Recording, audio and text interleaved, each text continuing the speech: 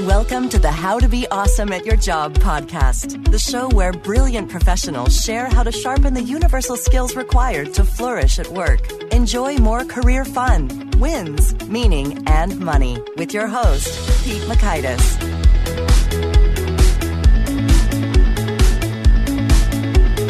Hello, and thanks so much for joining us here for episode 222 with Rich Jones and Marcus Garrett. Rich and Marcus are talking about making the most out of advancement, career opportunities, and making the most of dollars that can come from them. So you'll learn 1, pro tips for getting hired for your dream job. 2, the critical thing to do before sealing the deal on your new job. And 3, why 90% of people become stagnant in their career by 45 and how to not be one of them. So if you want to check out the show notes or the transcript or the links to items that we've referenced here, that's on over at awesomeatyourjob.com/ep222. Now, here is Rich and Marcus's stories. Rich Jones, along with Marcus Garrett, co-host Paychecks and Balances, a fun-formative podcast covering work and money for millennials. They leverage their experience to provide entertaining insights and helpful tips on money management, professional growth, and other topics relevant to 20 and 30-somethings trying to get ahead. So huge thanks to Rich and Marcus. I had a whole lot of fun meeting them over at Podcast Movement in California. And if we're having too much fun bantering, please feel free to skip to the middle of the episode because they have some tips you don't want to miss. And if you're impatient for just the hard-hitting insights, well, skip ahead a little bit because they're coming. Trust me, and you don't want to miss what they have to say. So here are Rich and Marcus. Rich and Marcus, thanks so much for joining us here on the How to Be Awesome at Your Job podcast. Thanks for having us, man. Yes, sir. Appreciate it. Now, I understand. Now, Rich, is it you who was a part of a pilot for a relationship reality show? Can you tell us the tale? Yeah. So I was at some club event, met somebody, gave me a business card, and then met them later at a very seedy location. I guess it wasn't really. I guess that actually sounds really bad, especially with this happening in New York City. But I ended up meeting with someone who was a producer. They said they were filming a reality show. They knew that I was a relationship blogger at the time. And they said, hey, we're shooting a pilot. And so I'm like, cool, reality show. That's better than my day job. At least it was at the time. And no offense to the company that I was working for at that point in my career. But what it turned out to be was this crazy experience where they had people shooting those confessionals and they were trying to basically mold me to be the relationship blogger of the show. And so when I would talk about my day job, they'd be like, cut, no, don't mention your day job. That's not cool. Talk about the relationship blogging. And then I'd be super friendly and they're like, you know what? We need more edge. And I'm like, but I'm not mean. And then it was crazy. And then ultimately, when they got everybody in a room together for what was supposed to be the pilot episode, it was basically around this table at a restaurant and they just fed us drinks. So that aspect of what you see on reality shows, there is some truth to that. And I don't think I ever saw this show go on air. I believe for the two sessions I was there recording for, that people walked off the set. I didn't get invited back after the second go around. So yeah, that was my experience. It was crazy all around, man. That is crazy. Well, a good story, a good icebreaker. And Marcus, we're not going to leave you out. Can you tell us, you have a cool tale in which you were at one point $30,000 in debt and now no more. How'd that go down? To be fair, I feel like I should have told my story first because I feel like Rich raised the bar a little bit high here. So I don't have a reality story. Really, as far as mine goes, I think the story that people like the most is I actually graduated school with about $9,000 in debt, which was, in hindsight, barely responsible. And I reached out to a consolidation loan company, which I'm not even sure is still around. They probably, got arrested for fraudulent practices with all that went down in around the 2005 timeframe. And they sent me a consolidation loan, which I didn't even know existed. I think I went with the one with the prettiest marketing on the front. I'm like, yeah, this looks good. Sign up for a consolidation loan. Mm-hmm. And they sent me a check for, I believe, $10,000. And I was like, ball out. Like, you send a 22-year-old a blank check. For some reason in my head, and this is the advice I give people now, is to direct deposit it. But when it came, I thought they would pay off my creditors. When it came to me like in the form of a check and I signed my name on it, Mind you, all they knew about me is that I was unable to spend $9,000 already. So why they thought I could spend $10,000 responsibly, to this day, I still don't know. And then I just went wild. So long story short, over the course of one weekend, I went from $9,000 and $26,000 in debt. One weekend, $9,000 to $26,000. Okay. 72 hours. So a little bit of the math behind that. So I have the $9,000 originally, which I didn't pay off. It cost 3 cards, only paid off 1. I basically just went on a shopping spree. I had a girlfriend on the time, so she helped me. She was an enabler. She was loyal, to be clear. So we both were spenders, and I talk a lot now about the spending personality and the saving personality. So we were enablers. We were both spenders. So we went out and we spent. We drank a lot of alcohol. I start to lose track of what took place around this point for my libation drinkers out there. Y'all know what I'm talking about. But when I woke up, I actually still hadn't spent it all. So I was like, I got a great idea. I'll buy a car with rims. And so I put a down payment on a car, and I didn't even negotiate it. I was just like, that one. And even the guy was like, do you want to talk about, let's go back and talk to my manager. I was like, nah, don't worry about it. I got cash on hand. Just give me the one with the rims. And so, by the time I came down from my blank check high, and in my head, for some reason, I just thought this was all free money. Like when I had that minimum payment, I think it created this reality where I'd always been able to make minimum payments. So it really didn't register how big of a deal it was. And it would be, in the book is Debt Free or Die Trying, how I buried myself in over $30,000 in debt and dug my way out by age 30, is it took 10 years approximately to pay off that weekend. So in 72 hours, I basically buried myself for the next 10 years of my life. But you had the rims, though. It was worth it, right, dude? Yo, I love that car.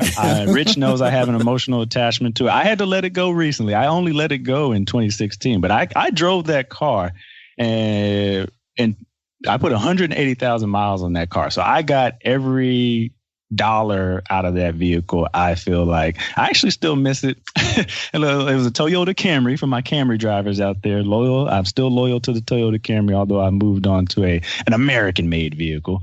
But yes, I love that car, and my parents are probably still upset with me because in all this time, it is the only car I've never wrecked. I totaled every car I've ever gotten my hands on until that one.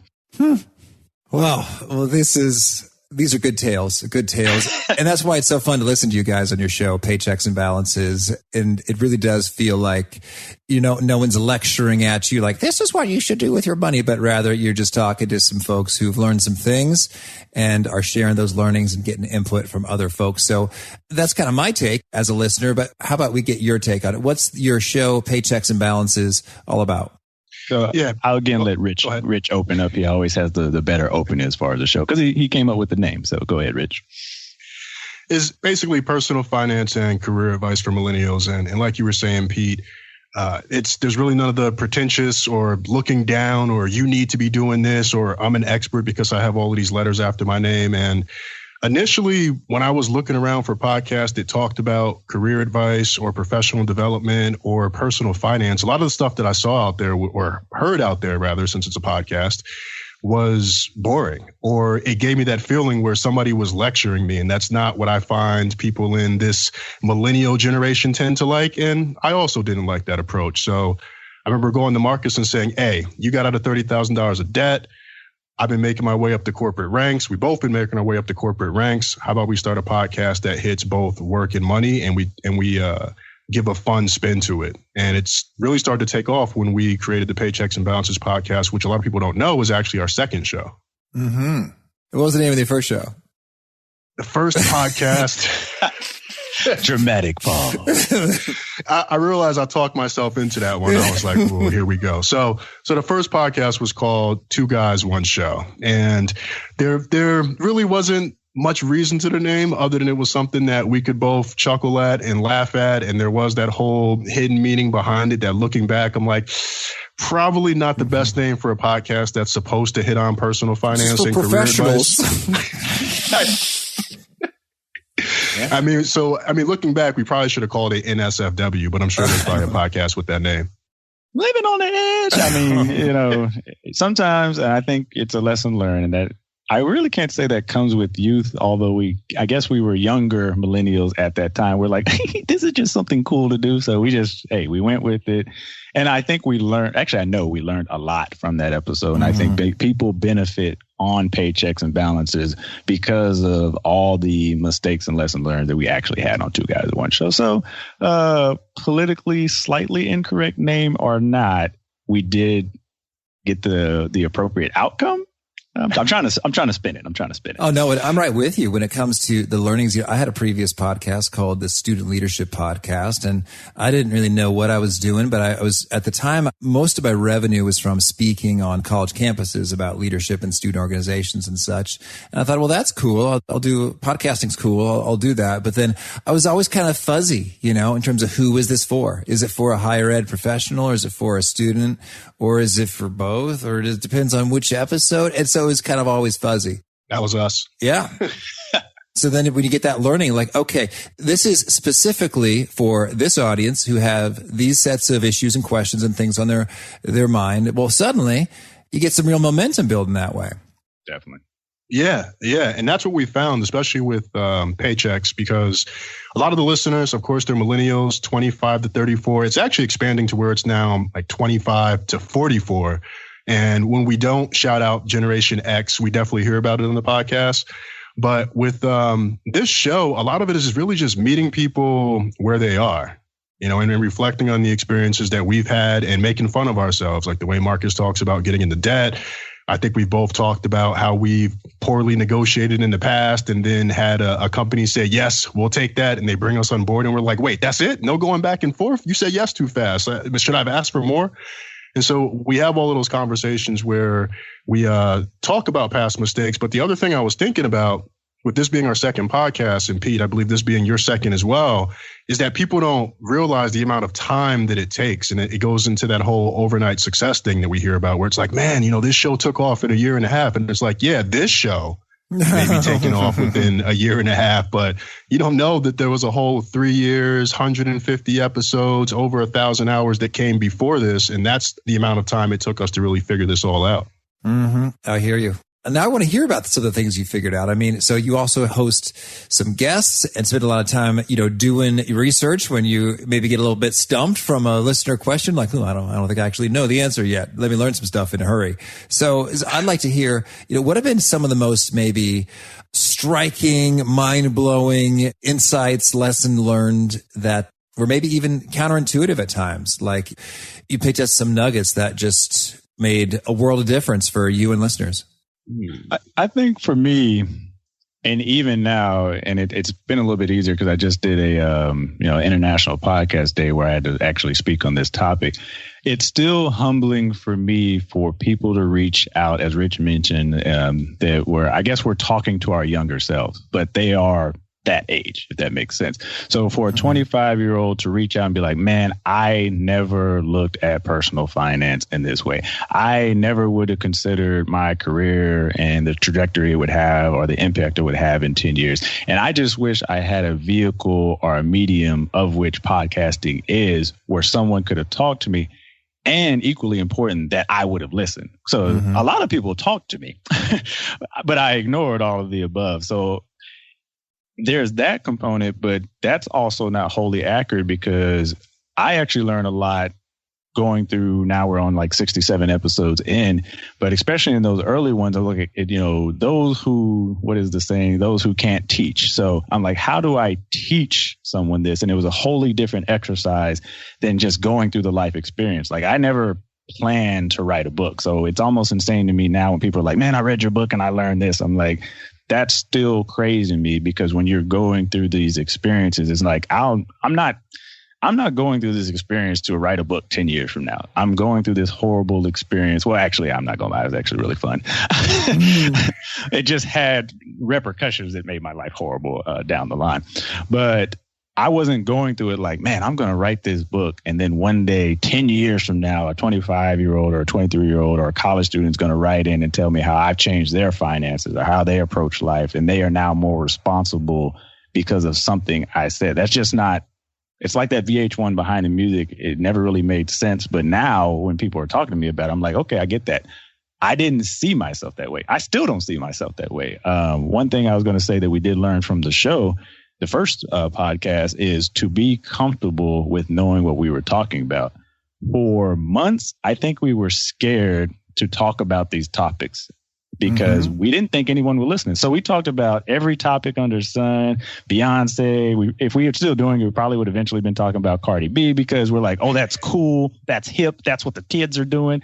But we're, as a junior millennial called us recently, senior millennials. I think we're trying to rebrand it now and make it exennials, whatever. You know, millennials are like refusing to accept that they are aging, but we're, mid to, I think it extends to 34, 35 now.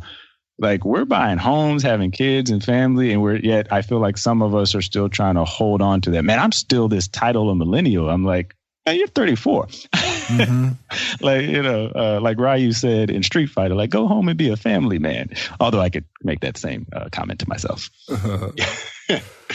I think for myself, and especially from talking to guests, is just realizing the number of paths to success that are out there. And of course, everyone's vision of or everyone's definition of what success looks like is going to be different.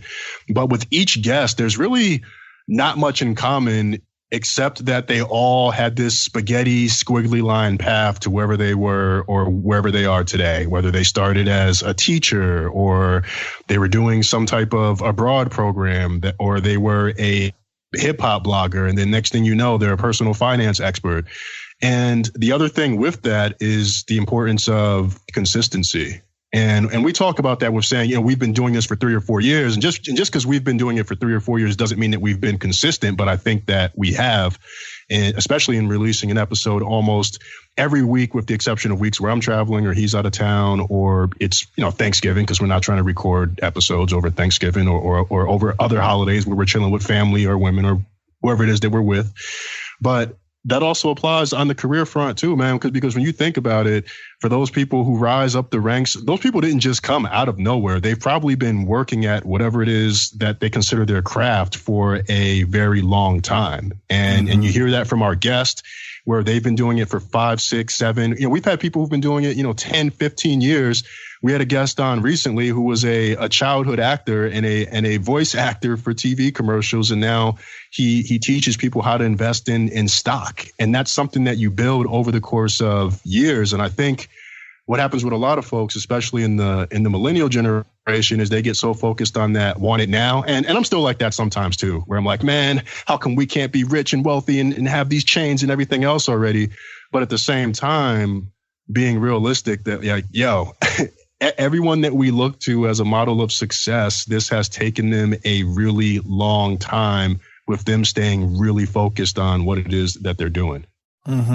I would like to hear a little bit about sort of your take when it comes to the rise for professionals, in your experience, doing some hiring, doing some HR recruiting, manager stuff. What are some of the top perspectives that you'd offer to professionals? I'd say first looking to get a given job, and secondly, looking to get promoted within that organization. Yeah, I think for people looking to get a job, number one thing is doing your research. And you might be surprised, maybe you won't be, at how little research some people do, where there'll be times where I do an initial call with someone and I ask them why they apply to the company, and they'll say, I found it on Indeed. And it's like, bruh, sis, ma'am, come on. And even in terms of whatever the specific role it is that you're looking to do, taking advantage of a tool like LinkedIn, and I've talked on the podcast before how I've used LinkedIn as my career consultant. And I think that that's been helpful to me. And so I'll say a little bit about what that means. And so when I was figuring out what I wanted to do, it was like 2008. I was working at a staffing agency at the time. I was already thinking about what my next move was going to be. And I had an idea of what my career path would look like, but how I was going to get there, how I was going to update my resume in such a way that I would get calls for more than sales jobs. The first thing I did was go look up people who had the job title that I wanted next. And I took a look at their profile to get a sense of what were the skills, the experiences, the places that they worked at. And that helped me to tweak my own profile to make it more attractive, so that if a hiring manager did look at my resume, or if a recruiter did look at my resume, they could see the path that I wanted to go, and they would see a lot of the terminology that they were probably already looking for based off of whatever requirements they were given by the hiring manager. And the other thing with that, what I see a lot of people do is they'll have a very nicely tailored resume, but when I cross-reference their LinkedIn profile, it tells a completely different story. And so I always encourage people that, yes, it's okay to want to explore different avenues, but those avenues should probably have some things in common, because it's super confusing when someone looks at your resume, goes to your LinkedIn profile, and those two things don't match. And then it becomes, okay, is this person really telling the truth? And then once you create that doubt, the hiring manager or the recruiter is much more likely to move on to whoever the next candidate is in the process or in the pipeline. Understood. Thank you. Yeah. And I guess I'm going to make my really dramatic statement, and then I'll start with my easier one to, warm the crowd up. And to Richard's point, I would say to know your resume. So it's actually a best practice to tailor the resume to the job description, but don't do it so well that then you get in the interview and I'm like, tell me about, and you're like, what? Can I see that? I'm like, I shouldn't have to hand your resume back to you. So if you are going to tailor it, be sure that you can speak to it.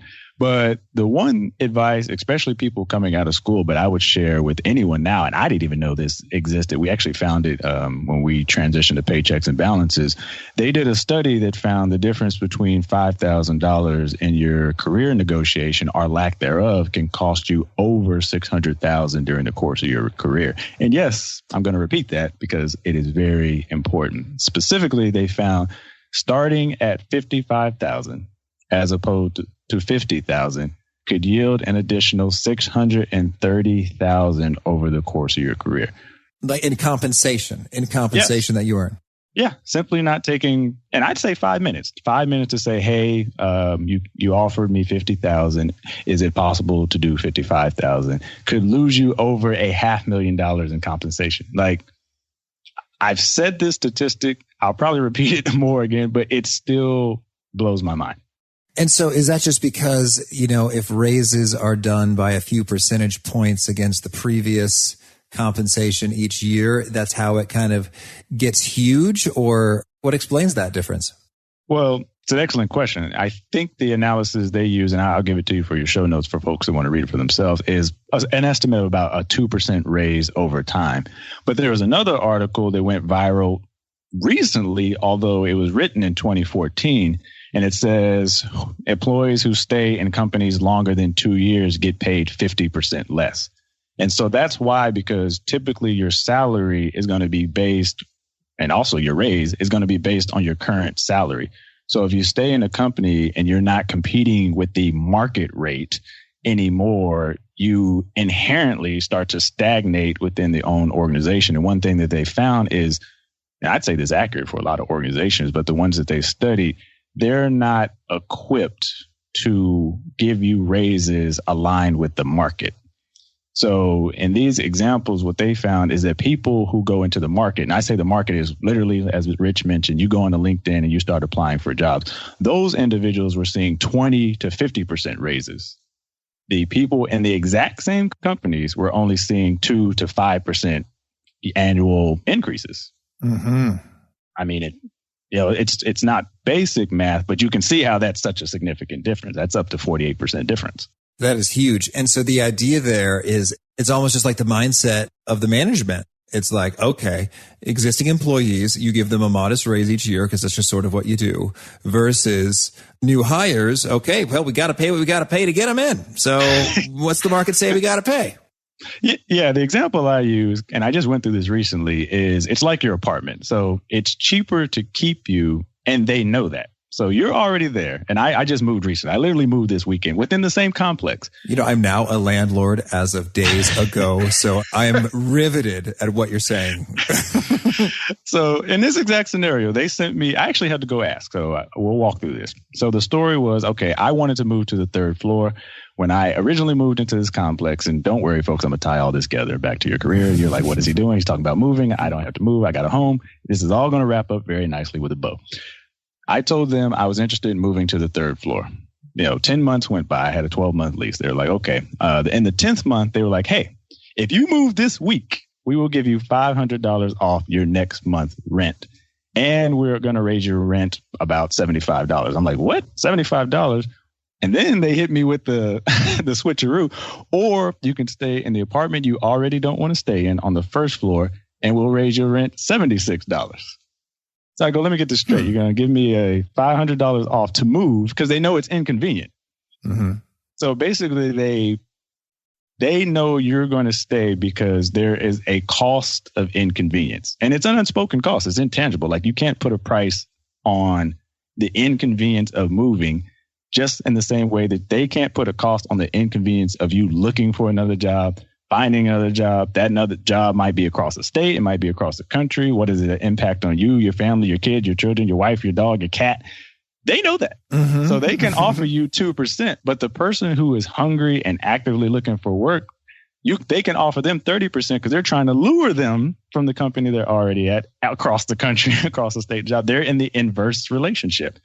And another example I use, and we talk about this, although now that I realize that we haven't talked about it recently, Rich, it's like a relationship. And I when a job starts to court you, it's like an affair. They reach out behind the scenes. They're like, I was checking out your resume, and it's really beautiful. Has your job told you how beautiful your skill set is? Really? Like, no, they don't even compliment me anymore. They're like, we can offer you 30% raise. I'm like, 30? They just gave me 2% last year. Oh my gosh, let me get a conference room. Like, it feels like you are negotiating an affair. But at the end of the day, and I'll get a little bit of details about this as we walk through it, I believe that you have to negotiate in the best and good faith for yourself. And I think that's easier for millennials and, frankly, Xennials, and X's. I don't want to leave anybody out. I think that's easier for us to accept. But it used to be, and my mindset was, I'll go to this company and they'll just make me a fair and best offer. Mm-hmm. False. Hashtag fail. They'll make you a fair offer, but their bias and loyalty is to the bottom line of the company. And so, to wrap all this up in that pretty bow I talked about, if you take nothing else from anything I say here and you zoned out around that apartment search time, negotiate every salary you are offered. Whatever they offer you, come back with, I'd say at minimum 10%. And I've talked to hiring managers. I've talked to hiring recruiters. I had one guy stumble up to me in a bar over listening a conversation I was had. And he says he has 20% to work with. No matter what he offers, he has 20% to work with. And his compensation is based on how much of that 20% he keeps for himself. So the companies say you can pay up to $120,000. So in his head, he knows if he can get someone to take $100,000, he just made $20,000. And it's just that simple. So while in a perfect idealistic world, we would all negotiate in best faith and then we would do, on to others and the golden rule and yada, yada, yada, that ain't how any of this works. Well, that's so wild. And that, hiring managers at times, like, it's often maybe not even their money. They don't get a bonus for it, but they've got budget and it's available to be distributed if they ask, but candidates don't ask. And so it just doesn't happen. It's wild how it can be that easy. Like, money's there if you speak up, but most people don't. So never mind.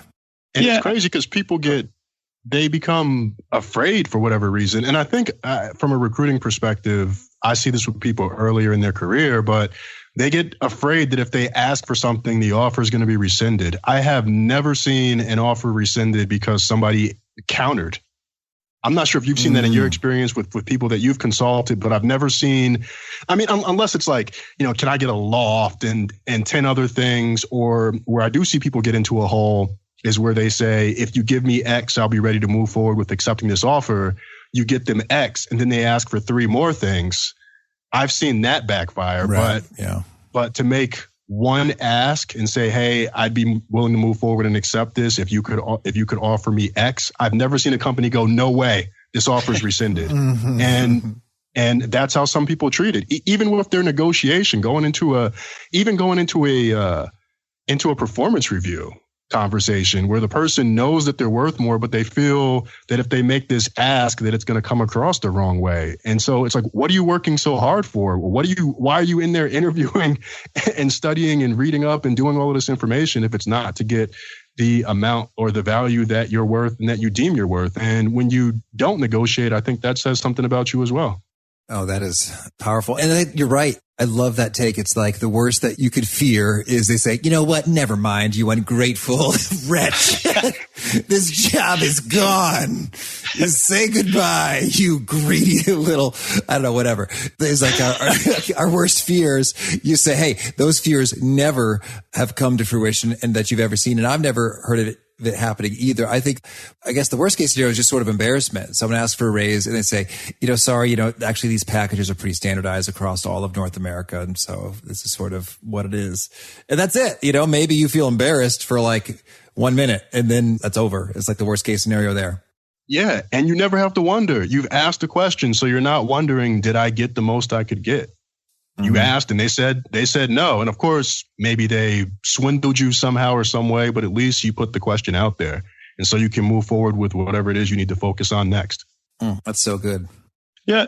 And I'm going to agree with Rich. To date, now, mind you, it may be that no one's, asked for something so egregious that I had to rescind, but literally never. And I've done a number of negotiations. It has to be in the dozens, if not, and maybe I just don't want to age myself. It might be in the double a dozen, might be probably 24 or something like that. But at no point has anyone asked for an amount so egregious. I was like, no. And I rescinded, I delete the email, put them on the block list. In fact, there's been people who do ask for ridiculous. They're like, I want a 50% increase. And all I ever say is, let me get back to you. And then I take that back over to HR, because think about all the levels at that point you've gone through for me to make an offer for you. And that's the piece, that's the part, especially folks that haven't been in a hiring manager role. Yes. And to be fair, I never was either. I was on hiring panels, but I've never been in a hiring manager role until recently. I have to interview 10, 15. Well, first of all, I'm going through hundreds and I don't even know what HR goes through. So they send me the triage amount. So let's say 100 people applied, they triage that and they say, okay, half of these 50 are qualified. Now I have to go through 50 resumes. I get that down to 20 or 25. I rank or do whatever matrix that I'm in. So I want to bring in the first 10. I might not even be done. I just want to cycle through the first 10. Scheduling, weeks, months, time. There's a lot of, it's soft. It's not like there's a hard dollar cost that's charging, but there's a soft cost to all that hours and time that goes in. I finally narrow it down. I get this one top tier individual I want, and I'm going to rescind it because they asked for 10% more. That would be insane. That would be dumb on my part. It's just not going to happen. So feel validated in the worth that you bring to the table. And even if you weren't, like Rich said, let's say you did just find it on LinkedIn or Indeed. If I did make that offer to you, I see value in you. And here is an amount, and I likely have 10, 15, or 20% more that I could offer you anyway. So know your value and worth and feel comfortable in it. And I think, to bring this all back to, I just try to make analogies that people can relate to. It is like dating. The worst that can happen is I'm like, hey, can I get your number? And I'm literally offering you a number. It's 50,000. The worst you can say is no. And if you say no, you didn't really try very hard. I got other guys out here trying to get my number and they're offering 55,000. I'm like, oh, I didn't mean to offend. I can come back with this number. Let me court a little bit more. Be respectful of the courtship, the dance, because that's really all it is. You're definitely not going to offend me because, as you said, Pete, I'm an unobjective. It's not like me, Marcus Garrett, is writing you a check. I'm not taking out my checkbook or debit card and saying, oh, man, this is going to cost me $50,000. It's just the amount HR has told me that I can go with. And there's probably, like I said, a wiggle room. And in fact, if there wasn't, I usually say this is a firm number. Because every now and then you'll get somebody who's at the top of your budget, as you mentioned. But if I do that, I'm going to tell you up front, hey, here's the amount, and this is firm. This is non-negotiable, and I might find some other incentives to still bring you in. But if you don't hear this is firm, negotiate.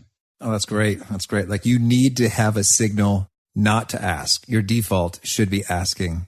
the worst fears are imaginary and the odds are tremendous and the sums really add up. It's a bulletproof case. I mean, I'm sold. I kind of want to get an offer somewhere so I can ask. I'm so fired up about it. But hey, I guess I'm my own boss, so I'll have to ask me. Say, Pete, can I get a 30% raise next year? I've been doing great. The podcast has really been growing.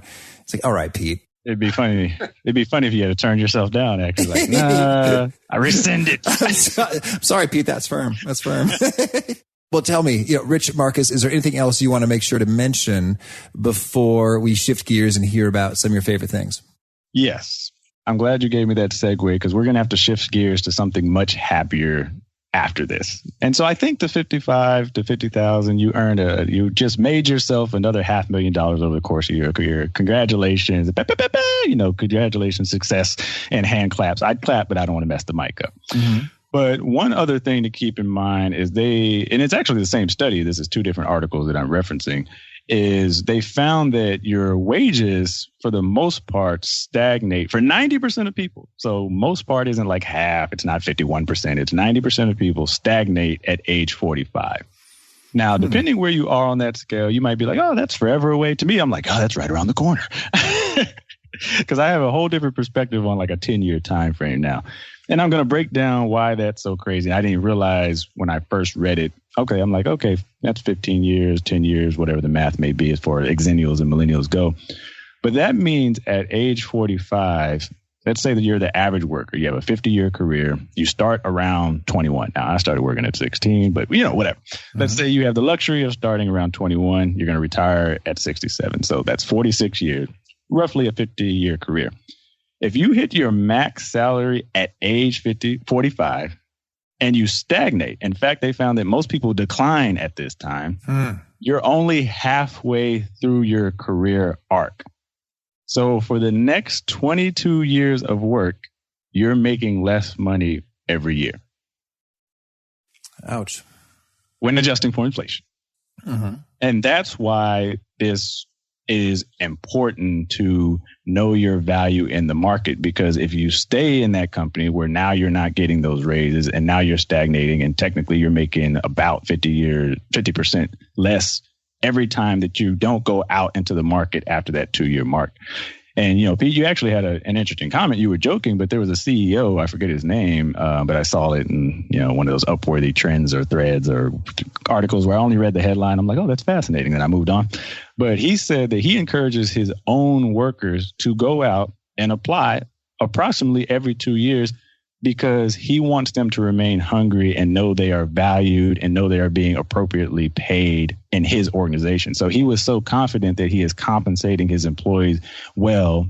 And another something to keep in mind is we're talking a lot about compensation. We're talking a lot about salary. That's not the end all be all, but I have bills, taxes, and things that I need to cover. So it accounts for something. That's not the end of the discussion, but you also want to keep in mind, are you being paid fairly? And then balance that with how much do I enjoy my job, my environment, my coworkers, my employees, and what's valuable and important to me? Because you can either be paid poorly at a job you dislike. Ideally, you're paid well at a job you love, or you are paid well at a job you tolerate. But to be paid worse and decline every year at a job you don't like, that's just not a winning scenario for anyone. Agreed. Oh, that's so good. No, it's a terrible situation to be in, but a great point that you made. Well, so now can I hear a little bit about a favorite quote, something that you two find inspiring? For me, the quote, it's super simple. I don't even know if I would call it inspiring per se, but it's "This too shall pass." It's something that we hear people say all the time. And I've never been in a work situation where I've made a mistake. And in the moment, it may have felt like it was the end of the world. The CEO heard about it. Someone else heard about it. My manager heard about it. Or if I am the manager, I gave my team member some bad advice, a bad way to handle a situation, and it didn't pass. It may have sucked in the moment, but eventually there was something I learned from it that, made me stronger and allowed me to be more effective in the future. So I wouldn't call it motivational per se, but when things are hitting the fan and I feel like I'm in a situation where I'm like, oh, this is a stressful day, hour, week. This person's getting on my nerves. This presentation didn't go as well as I thought. It's just a blip in time. And so I just encourage people to remember that like whatever it is that's happening, even most times in your personal life, of course, there's going to be things that they don't just pass right away, or maybe they're around forever. But I've just found that every situation that I've been in, regardless of how negative it may seem in the moment, there's been an insight that I've been able to glean from it. And looking back, it was something that was just a blip on the radar of life. Mm-hmm. I'd say for me, and I hate to be cliche, but I'm reading From Good to Great right now by Jim Collins. It's not because I'm smart or some great person. I actually had to do it because of work. So it was like a work assignment. But that being said, I think it's like the opening quote, and I was trying to Google it, but Rich finished too soon. So I'm going to paraphrase it, but also butcher it. So please be gentle and also look it up later to get it right. But it was something to the effect of the enemy of great is not bad, it's mediocrity. And what I took from that is most of us have the capacity for being great. And you had a guest on your show recently that was talking about, and it was helpful for me, that some people believe growth is finite, like you are what you are when you're what you're born with, and others believe growth is unlimited and you continue to learn until your last breath is given, I think was his quote. And both of those were better and helpful for me because I think a lot of us are like, well, it's good enough. And you can even be made to feel guilty for when you try to achieve more than that. When people are like, oh, well, keep in mind that this is going wrong over here and over there. I'm like, yeah, but it's going wrong here now, me at this exact moment. So I am sympathetic and I am empathetic, but that is not dismissive of the role, struggle, situation, or obstacle that I'm facing. And I feel like a lot of us feel that we can't either speak to that or we can't address it because it's like, oh, it's good enough. And I'm like, well, it's also not great. And maybe it could be better. And it took me a long time to make peace with and feel comfortable with, well, I don't want to just do good. There's greatness out there. I don't think I'm great in all things, but I think we all have felt what greatness feels like in something that we succeeded in. And it is a whole different feeling from, I did good today. Like you can rest easy with, I did good today. But that's a different feeling like today was a great day. And I want more and in fact, as many great days in my life as possible. Good is good, but great is better. Absolutely. Thank you. And how about favorite books for you two? I think for me, one thing and this has been especially important as I moved into more of a manager role, the One Thing by Gary Keller. Oh, yeah. And really, it's just helping you get to what's the one thing you can do that's going to help you be most effective, and it's going to make all those other things easier. And so as an individual contributor, that could be you're working on 6 different projects. What's the one way I can do this that will allow me to knock out multiple projects at once or finish 3 of these fast so I can get to this other thing that's maybe not as valuable? Or as a manager, what's maybe the one thing I can do to structure my team in such a way that it's operating at the most efficient level possible? So that's been super helpful to me. I'm going to give you 2. And because I'm also an introvert, Quiet, The Power of Introverts by Susan Cain. That's been one of the most impactful reads that I've had over the past couple of years. And specifically as it relates to being an introvert, it's helped me focus a lot more on my strengths and realize that some of the things that I thought were weaknesses were really just differences, especially given that we work in a very extrovert-centric society in the Western world where it's all about who can be the loudest and who can yell the most about their accomplishments and who can make the most connections, that there were things that I previously thought about myself where I was like, I'm not good at this, so this is a weakness. What's wrong with me? And I'm like, yo, those were just differences. And this book really helped me realize that. Beautiful. Thank you. Yeah, I'd say for me, I don't know yet because I'm still working through this. So I guess I got a twofold response as well. So we actually started a 10 pages a day challenge where a guest came on our show, Lisa Nicole Bell, on episode 26. And she said that you can finish most great books just by math with 30 days in a month and reading 10 pages a day. That's 300 pages. So you can finish most great books in a month. I honestly didn't believe her, or I took it as a challenge accepted. I'm not really sure why, but I was like, I'm going to test that out, man. I don't think that makes sense. And it was basic math. And she was right. I read like 4 books after that show. And I started paychecksandbalances.com/books. So right now it is looking like this Good to Great book is going to be one of my favorite reads thus far. And along those lines of, it would be nice with infinite time to read all the books, but I'm not trying to read all the books. I went out and I looked at all the great list. I looked at personal finance, professional development specifically, because obviously that's the lane that we are in for the show. And I felt something I've talked about on the show is complementary interest. And it took me a long time. I used to have competing interests. So I'd be like a cat chasing after a laser pointer. I'm like, oh, that's shiny. Oh, that's cool. And I never seemed to get anything done. I'd get 10% of everything done. And going back to that quote, I was mediocre at a lot of things and great at nothing. I was as I said on the show, I was a jackass of all trades. I wasn't particularly great at anything. So I become more focused over time. And I think this book is going to be it for me. But if not, I have 14 personal finance and 15 professional development books that I'm going to read through right now. So Good to Great would be my current recommendation, subject to change. Oh, that's so cool. Nice lineup there. Keep you busy. Yeah. Marcus, Rich, tell me, do you have a final parting word, a challenge, a call to action you'd issue to folks seeking to be awesome at their jobs? Yeah, I think, and it's easier said than done, but I would say comfortable in self. And I wanted to say confidence, but that didn't seem like grandiose enough. But it took me probably recently, and I feel like it'll be a continuous journey. But at some point, I crossed over that hill where I was pushing the rock up the mountain where like, I'm unsure. I think I know things. I'm uncomfortable considering myself an expert. I'm getting these validations externally, but I didn't see it in myself. And I finally did. And I don't know when that breaking point was. It wasn't like I just woke up one day and like, man, you're great. You're awesome. Like, and people like me. It wasn't like I was talking to myself in the mirror, but one day I'm like, maybe I do know what I'm talking about and I have something that I can give back to people.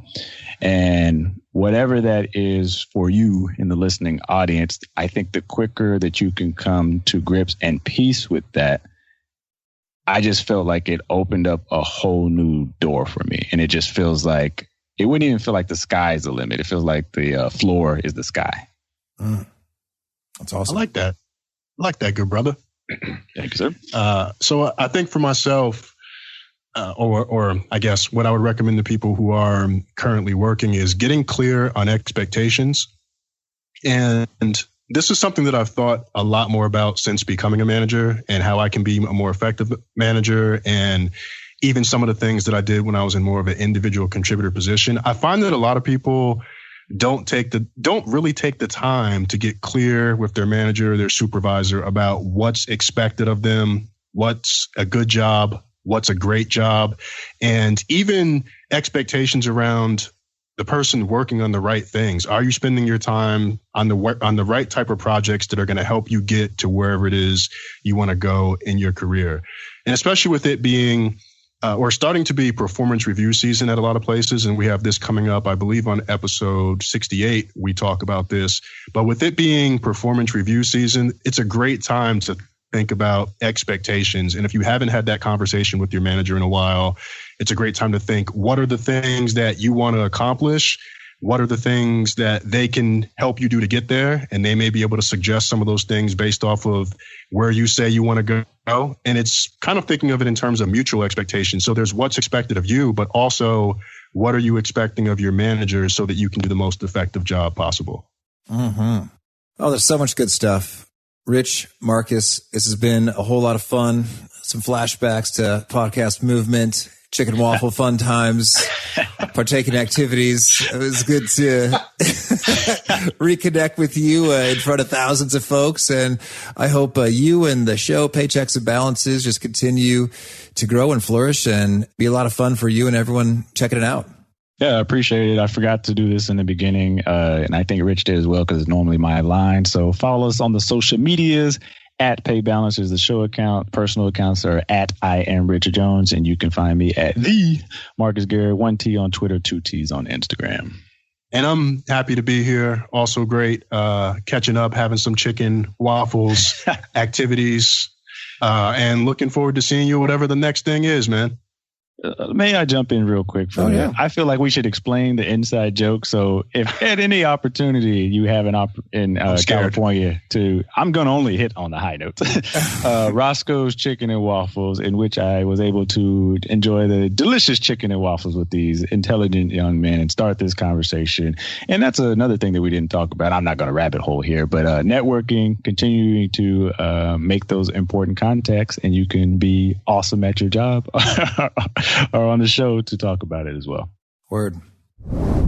Well, isn't that fascinating how just about nobody asks, but there's just about always potential to have a small bump in the pay if you make that request, because there's budget, there's room, and it's not personal. And so I think that could be game-changing, transformational right there, just to always ask for that modest bump and to see what happens. Let us know. I'd love to hear some success stories flowing from this. So that's Pete at awesomeatyourjob.com. Email me anytime. And again, if you want to check out the show notes or the transcript or the links to items that we referred to here, that's over at awesomeatyourjob.com/ep222. And I hope you'll push subscribe so you'll hear from our next guest. It is Annie McKee, and Annie is talking about how to be happy at work. Peace. Thanks for joining us for today's episode. To get the most out of this conversation, visit awesomeatyourjob.com to find today's show notes, transcript, and infographic summary cheat sheet. For more entertaining professional skill sharpening, be sure to subscribe to catch the next episode of How to Be Awesome at Your Job.